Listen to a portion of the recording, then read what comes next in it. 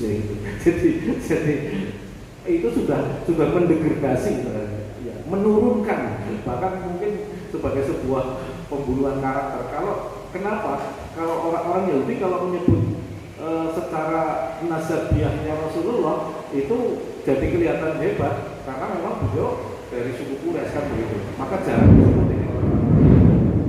Permainan informasi sebenarnya sudah terjadi juga sejak lama. Kayak gitu. Itu di sejarah Islam. Nah, selanjutnya banyak aturan main sebenarnya berkaitan dengan masalah informasi ini di dalam Al-Quran.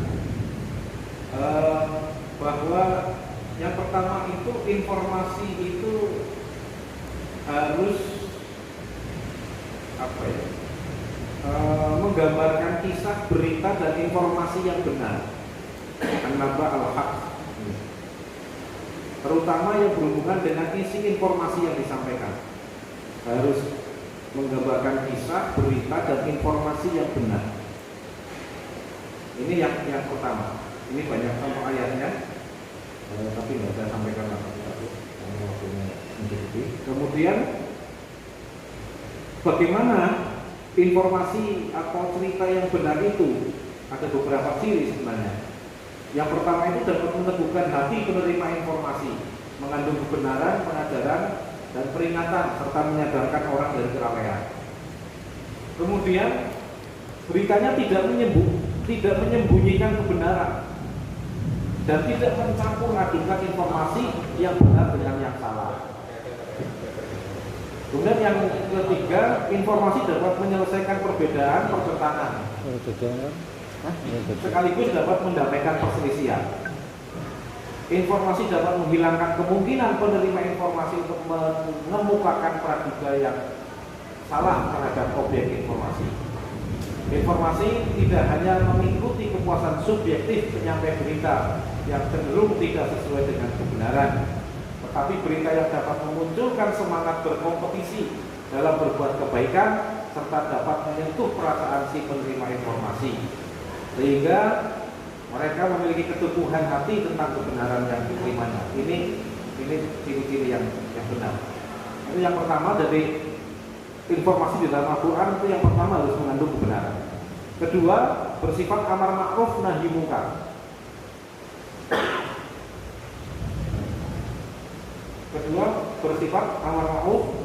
munkar.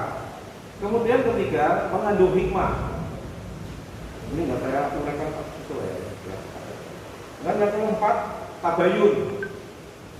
Ini yang sering sekali saat ini sering terlupakan, sering terlewatkan oleh kita ketika kita mendapatkan sebuah informasi yang mungkin tidak baik atau kurang baik tentang seseorang atau tentang suatu hal, karena kita biasanya tidak tabayun tapi langsung membenarkan. Kemudian yang kelima itu bersifat mau'idhah hasanah.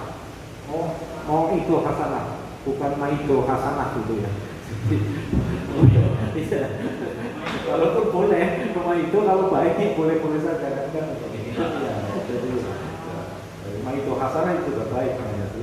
Tapi ini yang buat mau'idhah hasanah. Kemudian lain, ini yang sering kita dengar paling hanya mau'idhah hasanah, kemudian tadi tabayun, maksudnya yang ini agak kurang nih ya, bahwa menyampaikan berita itu atau informasi itu dengan tutur bahasa yang lemah lembut, tidak kasar, tidak keras dan seterusnya. Walaupun sekarang di media sosial kita itu kalau nggak heboh itu kayaknya nggak menarik. Bad news is good news kan begitu. Judul yang kasar kadang-kadang justru lebih disukai oleh masyarakat kan gitu. Kalau halus-halus saja, kalau lembut-lembut saja biasanya nggak begitu menarik. Nah, ini kemudian di samping tadi ada yang mengandung kebenaran, kemudian harus tabayun dan seterusnya, juga ada yang sifatnya larangan. Tidak boleh merendahkan harkat martabat derajat orang lain, kemudian su'udon, kemudian tajas gitu ya, tidak mengandung mencari kesalahan dan keburukan orang lain, gitu. Kemudian riba, kemudian hutang, ya, nafsiri sendiri gitu kan. Yang sering terjadi kan sebenarnya beritanya hanya mungkin satu paragraf, tafsirannya yang kemudian sampai 10 paragraf kan begitu. Dan seterusnya itu.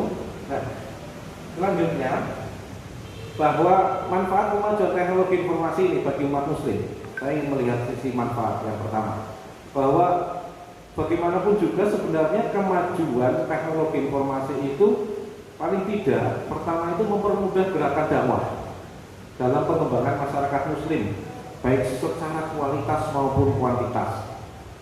Kebenaran-kebenaran Al-Quran semakin terkuat dan terpublikasi dengan baik di tengah masyarakat dunia, sehingga menarik masyarakat untuk mempelajari dan memperdalam Islam.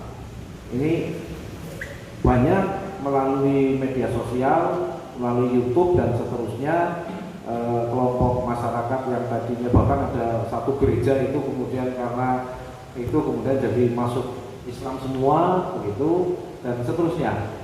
Artinya ya tadi kebenaran Al-Quran itu semakin terkuat, orang semakin ngerti dan semakin banyak yang memeluk Islam.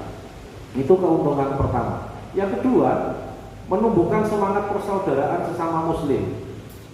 Ya, jadi hari ini kita bisa mengetahui ada pilihan presiden di Amerika Serikat misalnya, kita langsung bisa ngerti juga hasilnya. Kita juga ngerti di Palestina, bisa mengetahui bahwa hari ini Palestina saudara semuslim kita sedang ditembaki misalnya dan seterusnya, atau dan saudara-saudara kita yang lainnya di negara lain atau di wilayah Indonesia tapi di wilayah lain sedang mengalami musibah bencana dan seterusnya. Nah ini kemudian menumbuhkan semangat persaudaraan sesama muslim. Dan kita ketahui Indonesia juga luar biasa perhatiannya terhadap masyarakat Palestina. Itu kemudian yang ketiga, terjadinya pertukaran pemahaman keagamaan antar sesama muslim di berbagai belahan dunia. Hari ini, detik ini kita bisa melihat kehidupan umat muslim di Saudi Arabia yang begitu kental Islam puritannya. Akan tetapi setelah itu kita juga bisa melihat bagaimana wajah masyarakat muslim di negara-negara bekas Uni Soviet misalnya, yang di sana sangat terasa lebih cair dengan budaya dan adat istiadat masyarakat setempat dan seterusnya. Itu keuntungan ketiga. Aku kelima ya. 4 ini. Dan selanjutnya kemajuan teknologi dan informasi juga mempermudah masyarakat muslim dalam melaksanakan aktivitas ekonomi dan kehidupan sosial lainnya. Layanan perbankan, pendidikan, pertanian, bahkan pernikahan via online juga bisa dinikmati oleh masyarakat muslim. Walaupun sekarang mungkin baru pendaftaran online nih Pak Kasih Mas Banyumas gitu ya. Yang nikah online mungkin masih belum jarang, tapi untuk pendaftaran nikah secara online sudah mulai berkembang. Artinya kalau dulu orang mau nikah itu harus pulang kampung misalnya dari Jakarta ke Banyumas, sekarang cukup Pak Apik dan Pak Maruf ya. Oke, yang pertama tadi sudah dijelaskan lengkap. Ada istilah-istilah, kemudian ada positifnya serta ada negatifnya, kemudian ada tantangan ke depan harus bagaimana. Yang pertama saya soroti dari judul Mas. Judul itu ada apa itu? Masyarakat informasi dalam perspektif Islam.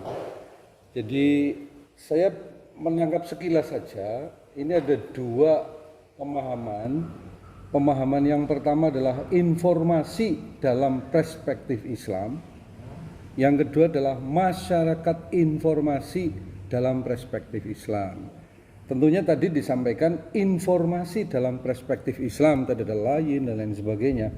Nah, ketika saya membaca sekilas terkait judul ini, gambaran saya adalah akan kita temukan bagaimana sih membentuk masyarakat informasi. Bukan informasinya, tetapi masyarakat informasi yang berperspektif Islam. Itu yang pertama Mas. Yang kedua, kembali ke Zotero Mas. Ini saya coba buka satu, tek hapus, langsung hapus. Berarti ini bukan Zotero. Itu aja Mas, 2 jam Mas. Ya, saya tidak memperkenalkan masalah judul masalah ini, maaf ya. Jelas pada informasi saya ya. Ini ini simpel aja. Ada beberapa pertanyaan. Pertama ini, informasi ini menurut pendapat panjenengan atau ya data yang panjenengan hari ini otomatis ada penyimpangan, ada bujur dan ada kemajuan ini, datanya ini kayak apa gambarannya? Kan dengan informasi itu tidak lebih dikatakan steril. Apa yang telah mengganti masyarakat kita, terutama anak yang masih bekerja di kota itu adalah informasi dalam Al-Quran tentang sejarah ini, kisah atau histori. Jadi lebih banyak ada konten, apalagi banyak kita untuk mengikut dari di saudara dan berpendapat bagaimana. Kemudian yang ketiga, ini bicara informasi.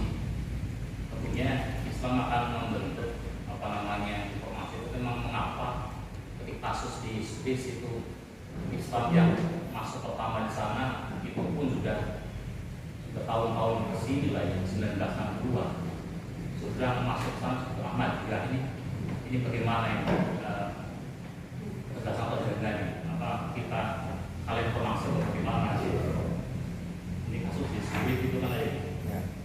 Kemudian masalah tadi yang sampaikan informasi atau ini sejauh mana umat Islam memahami, karena kemarin kasus bisa macam di masalah hukum pidana khilafiyah.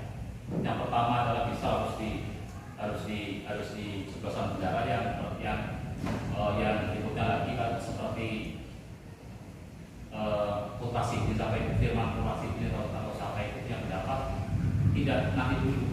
Ini dia harus ditanya dulu, ini konsumsi pribadi atau konsumsi hukum. Kalau dia konsumsi pribadi ya dia nggak masalah, nanti yang adalah yang menyebabkan. Ini kebebasan itu kayak seperti apa Pak Sari? Terima kasih, ada pertanyaan gitu. Ya, sekian. Terima kasih. Assalamualaikum warahmatullahi wabarakatuh. Waalaikumsalam. Terima kasih. Sangat sederhana saya akan menyampaikan pertanyaan, tapi sebelumnya saya menyampaikan luar biasa ternyata Pak Sarif ketika tatap muka menyampaikan presentasi pas dari dokter. Amin. Pasar. Kemudian pertanyaan yang pertama sebenarnya hampir Arab senada dengan Pak Ibnu Asaduddin itu karena jadi agak rancu di judul, tapi sudahlah sudah ditanyakan. Sehati berarti. Ya, kemudian yang kedua tentang ini solusi bagi umat. Solusinya kok itu saya lihat masih belum begitu spesifik atau seperti tepat begitu pada sasaran. Contohnya yang pertama mempelajari kembali begitu ajaran Islam. Yang namanya mempelajari kembali itu kan susah sekali budaya itu. Mungkin ada kata yang lain atau ajakan yang lain yang bisa bergaung dan bisa mendatangkan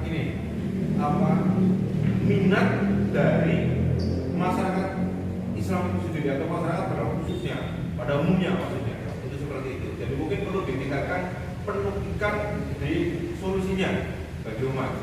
Karena kita tahu bahwa mempelajari sesuatu itu sudah bisa melalui apa saja, bisa melalui WhatsApp, media sosial ya, Facebook ataupun yang lainnya. Kemudian kalau yang